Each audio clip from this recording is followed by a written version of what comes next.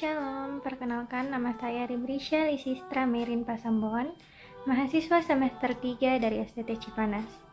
Dalam video ini, saya akan mereview satu buku yang ditulis oleh Jacob van Bruggen. Buku yang saya review ini adalah versi terjemahan bahasa Indonesia yang diterbitkan oleh penerbit Momentum pada tahun 2009. Penasaran sama isi bukunya? Mari kita review bersama. Seperti yang saya katakan di awal, di sini kita akan sama-sama mereview satu buku yang ditulis oleh Jacob van Bruggen.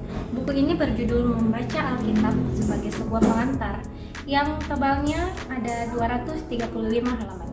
Buku ini terdiri dari 3 bab yang masing-masing babnya menjelaskan tentang aspek-aspek penting yang perlu diperhatikan di dalam Alkitab, serta juga berisi tentang panduan penafsiran dan contoh-contohnya.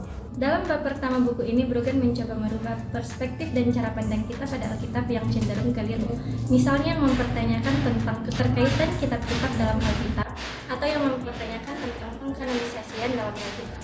Buku ini mau mengingatkan kita bahwa Alkitab itu adalah satu kesatuan meskipun ia ditulis oleh banyak orang dari latar belakang yang berbeda serta zaman yang berbeda. Buku ini juga mau mengingatkan kita bahwa peran Roh Kudus dalam memahami teks-teks Alkitab itu sangat penting. Jika pada bab pertama tadi Bruggen mencoba merubah perspektif dan cara pandang kita yang salah tentang Alkitab, pada bab kedua ini Bruggen mencoba menjelaskan tentang aspek-aspek penting yang perlu diperhatikan saat kita membaca Alkitab. Misalnya tentang kesatuan terkecil sebagai syarat minimum untuk penafsiran. Jadi maksudnya saat kita menafsirkan, kita harus belajar mencari dan mencocokkan ayat-ayat dalam Alkitab sebagai satu kesatuan terkecil ataupun terbesar, sehingga saat kita melakukan eksegesis, kita tidak akan keliru karena ayat-ayat ini akan mendukung penafsiran kita. Bab ketiga dalam buku ini berbicara tentang Alkitab sebagai perkataan Nabi. Jadi di sini Bruggen menjelaskan dan menekankan penjelasan tentang Alkitab itu sebagai sebuah nubuatan. Gaya bahasa yang digunakan Bruggen dalam bab ini adalah gaya bahasa topikal, di mana ia akan melandaskan argumennya pada satu topik, kemudian ia akan mencari ayat-ayat pendukungnya dalam Alkitab dengan topik yang sama. Jadi secara keseluruhan buku ini mau menambah pemahaman kita mengenai Alkitab dengan cara yang kritis dan praktis. Yang menarik dari buku ini adalah ia sudah merangkum banyak informasi-informasi penting sehingga bisa membantu mahasiswa dan menjadi jalan pintas bagi mahasiswa untuk bisa memahami Alkitab itu sendiri. Selain itu, saya juga setuju pada pandangan Bruggen yang mengatakan bahwa Alkitab adalah satu kesatuan yang tidak bisa dipisahkan dari bagian-bagiannya.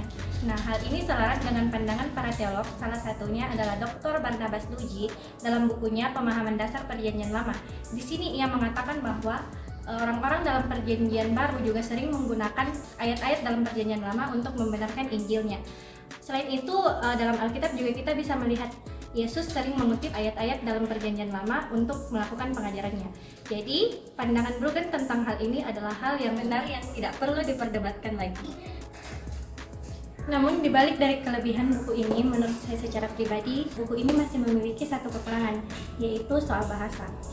Bahasa dalam buku ini masih terlalu rumit untuk dipahami, sehingga saya sendiri sebagai mahasiswa masih sangat sulit untuk mengerti maksud yang ingin disampaikan oleh penulisnya. Namun mungkin kekurangannya itu tidak terlepas dari pengaruh dari penerjemah, jadi mungkin akan lebih baik jika penerjemahnya bisa menggunakan bahasa yang lebih sederhana, sehingga maksud yang ingin disampaikan oleh penulisnya bisa sampai kepada pembaca. Meskipun demikian, saya tetap mengapresiasi baik itu penulis maupun penerjemah dan saya sangat merekomendasikan buku ini apalagi untuk kita para mahasiswa-mahasiswi teologi tingkat awal yang sedang mencoba membuka banyak wawasan kita tentang Alkitab. Karena di dalam buku ini sudah berisi informasi-informasi penting tentang Alkitab itu sendiri. Demikian review buku dari saya, semoga dapat membantu bagi kita semua. Shalom, Tuhan Yesus memberkati.